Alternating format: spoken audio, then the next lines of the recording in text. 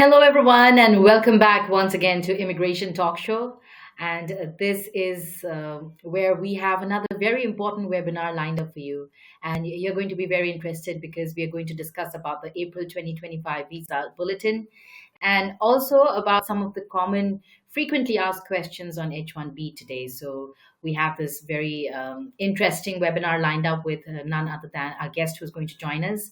So, yes, without further ado, please help me welcome our guest attorney for today, Prashanthi Reddy, who is very frequent on our channel. Thank you so much, Prashanthi, for making time today as well.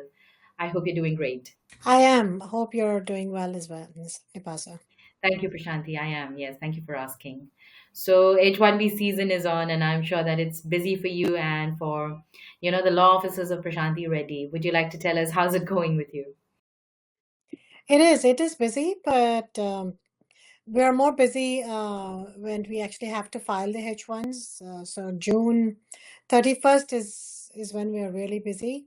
Registration, some companies, do the registration on their own. Some companies use an attorney, and the registration process is simpler than the regular H1B process. So but having said that, since the you only have 2 weeks to file the registration, yeah, that does make us busy.